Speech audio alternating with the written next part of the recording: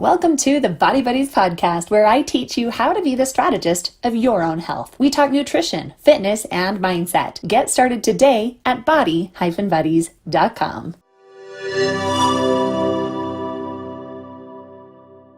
Whether or not you join the challenge is not the question here. I'm talking about making significant changes in your life.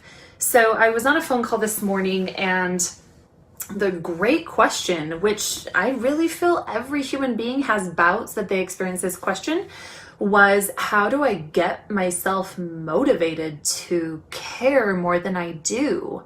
This woman had had a few children, and she discussed her feelings of not feeling good enough. Like when she would be on social media, she talked about how she has really reduced the amount of people that she follows and recognizes that the people she chooses to follow and the things that they post are absolutely what she chooses to program into her mind as normal and reality. So that's a very important thing, and I'm super proud of her for doing that. So that's the thing, is if you take away all outside influences and all of the world's suggestions of what's right, whether we're talking about weight or looks, if you take away what the world says is good enough, and you just literally sit with yourself in a quiet, empty room and have to face yourself and say, what do I say is enough and right and healthy and appropriate for maybe you've had children, maybe you're a man who has 25 years in a career and many ups and downs and family and fathership, and maybe you're a college student who is just trying to get through everything that schooling demands. No matter what your experience is, can you sit with yourself and define what enough is? So I'm going to take you through a few questions. I encourage you, if you're watching this, pull out a pen and a paper, because that's the purpose of this particular training, is to help you get your mind right. This is something that we do in private coaching when an individual is just like, I really don't know what to do with myself. And that's when we're able to dig deep together. So one of the first things I'd like you to think of is it's an inside job. I think you can see that there. This is an inside job. If you leave it to the world to tell you what's right, what's good enough, you're going to go to your grave never figuring it out. You're going to go to your grave miserable, and that's nothing we want to hear on that, you're on your deathbed. That's the common thing. Like, what's the things you're going to regret? What are you going to wish you could have back? What are you going to recall and remember from your time? And my hope is that you don't sit there and remember that you never measured up to the world's standards of what you should look like or feel like. And in a very marketing rich world where everyone's trying to get you to buy products and potions and magic stuff, that's very difficult. And so you have to take control of that by determining who you follow, what shows you watch, what you do with your time, how much time you spend on technology. And that takes a real conversation. If you have more than you in the household, that takes a family conversation, particularly within the final 2 hours of the day. The first 1 hour of the day and the final 2 hours of the day are what set the tone for your life. And if all we're doing is turning to our phones and scrolling, if all we're doing is turning on YouTube or Hulu or Netflix or whatever you happen to watch, are we simply numbing ourselves out of existence? And is there any wonder we are lacking motivation? I'm not saying these things are wrong. I do enjoy a good Harry Potter movie from time to time, and I watch about one movie a week. Other than that, we don't have TV. We don't do anything other than that. It's education based in our household, at least with us as a couple. That's what we try and do. We try not to do mindless, numbing entertainment.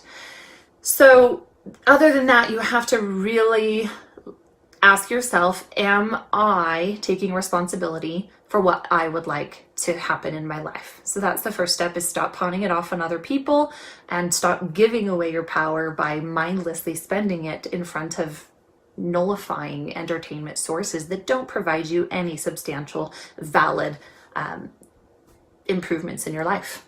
Okay, the next thing is to sit down and make a logical list. What are the things in your health, in your family, in your education that do need improved? What are the things that you have been educated enough? Perhaps you got a lab report back and you are feeling like, okay, I am overweight. And that's a very logical thing to say. That's not an emotional thing. If you are overweight, by standard of what doctors and normal BMI is. I mean, that's relative too. You could have a ton of muscle, but if you're overweight or not, okay?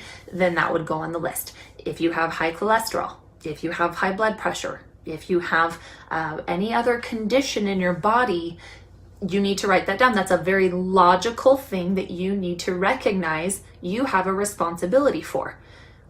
And I'll get to this on point number 4, but the reality is if we're not threading spirituality and our own beliefs about who we are, why we're on earth, why we have a body into these choices, they're kind of empty. It's like dressing up a beautiful, I think I have lipstick on my teeth, yeah. It's like dressing up a beautiful home and decorating it and landscaping it and doing everything to the exterior, and then you go to show the house and you walk inside and it's empty. That is exactly what talking about motivation and achievement and goals and making changes if you do not thread spirituality into it. And that's the reality. And that's a hard conversation. That's something many people need coached through. And I'm happy to do that for you if you're in that space. So make the logical list. What needs to change? You could also make a logical list. What's going well? What are you seeing as a good habit? If you want to isolate your health, you can, or you can isolate any area of your life you would like to. Financial, you could do education, you could do parenting, you could do spousal relationships. You can absolutely do this with anything. So make a logical list of what's going well, what's not going well. Next, you need to make an emotional list. What is going well, what's not going well? Here's a few ideas of the emotional things that aren't going well. Do you use negative self-talk? Do you beat yourself up when you, in brief moments, maybe you do feel happy and super awesome all the time, but then around that one person you feel super insecure and judgmental and maybe even jealous, and then you get angry, and are you experiencing any of those roller coasters of emotions around other people? Because you can't just isolate yourself in your home for the rest of your life. That defeats the purpose of life. So another emotionally unhealthy habit would be self-deprecation in front of others for the purpose of getting a compliment from them. Oftentimes women will do this with their husbands, and I'll quite frankly say it's not fair. It's not fair to say, oh, I'm just having a fat day, or, I don't even like that word, but it's also not fair to say, does this make me look fat? Like, these types of very stereotypical things that women will ask or say to men, the reality is they're there for a reason, and they are, if you don't actively fight them, they will happen. Women, you cannot expect your man to validate something that you cannot validate within yourself. If you feel you don't look good, you should not be turning to someone else for that approval. And I think that's the way most women work, which is why we're all so active to say, oh my gosh, you look so cute today. Cute purse, cute shoes. Oh my gosh, your hair is so on point. And as women, I wish that we could all just take a tiny step up. Now, I'm not saying I don't like any of those things. I love hair, makeup, shoes, purses as much as the next person. But I think we may do ourselves a service if we would simply step up to the next level a little bit and start looking to validate ourselves from within, that those things lose some of their meaning and their value in our lives. Guess what? Probably would save you a few bucks too, because then you're not trying to go around validating yourself by purchasing all these high-end products and things that everyone's trying to sell you, making you feel like if you're not this fashionable queen of makeup in all these boutiques on Instagram, then you're not enough. You have to set the standard. What is enough? My feeling is that if we're struggling in this in nutrition, it's probably actually stemming from some other places as well. It's all correlative. The final place to look at getting yourself motivated is you need to know, why do I have a body? Why? Have you ever investigated that question? Have you asked yourself that question? Have you looked into possible theories? Have you felt strongly in your heart why that might be? Now, here's the thing. Maybe you feel like you know. Maybe you just have very good evidence. Maybe you feel like you just like the way something feels. That's okay. What matters is that you take a thought about why you have a body and you use that as motivation. I'll let you guys come up with your own ideas, but I'll just, to end this video, share some of my ideas and what keeps me going. At the end of this life, I do believe I will meet God. At the end of this life, I will be 100% accountable for what I have done with my time in this earthly frame, in this body that is not mine, that is on loan, that, oh, it's gonna make me cry, that I have no right to denigrate. I have no right to beat it down with my words. And if I was true to my heart 100% of the time and kept myself in that spiritual space, it would shift the way I do many things. I feel like I get better and better at this, but none of us are perfect. It's all a journey. It's all a journey for us. But when I account for my body, especially with my scoliosis condition, I would love to be able to say to my God, I did my best to eat as well as I knew how and to utilize the research available to make the most of this. I did everything in my power to take care of it, to keep my brain active, to try to keep myself aligned with what I envisioned of thee. And I have done my best, and I'm broken, and I need healing. And I feel good about what I've been able to do, and it's not enough. And will you make up the difference? And to me, that is healing. That is what we do here at Body Buddies. None of us actually has the power to heal our own bodies. Every ounce of change is by the grace of God. And we forget to give him that credit.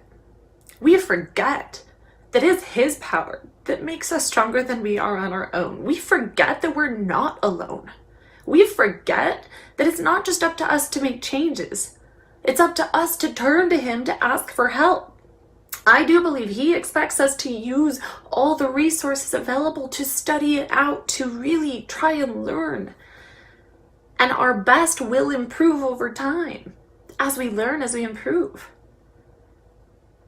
But within, no matter what level we're at in that learning or where our habits are at, there's grace to be found, and only through grace do we make change. So when you are dealing with lack of motivation, when you are feeling that there's just no push in you, no drive, I venture, and with a great deal of respect, I venture to suggest that your spirituality needs a little more tapping into. Use your morning. Look at what you can do to bring, and when I say spirituality, I'm not saying like you need to learn and memorize tons of stuff. I'm saying tapping into what this connection feels like. That's when you're gonna start getting motivated, my friends. And it's not a one-time job. It's not even a once-a-day job. It's constant immersion in it. It's remembering God in our hearts always, praying always. That will get and keep you motivated. Power your body, 1 meal, 1 workout, 1 day at a time. Thanks for listening. If you enjoyed this episode, please leave us a review on iTunes. You can learn more about Body Buddies and Power Foods Lifestyle by going to www.body-buddies.com, BODY-BUDDIES.com, and powerfoodslifestyle.com. That's www.POWERFOODSlifestyle.com. Information in this episode is provided for informational purposes and is not meant to substitute the advice provided by your own physician or other medical professional. Information and statements regarding dietary supplements have not been evaluated by the Food and Drug Administration and are not intended to diagnose, treat, cure, or prevent any disease.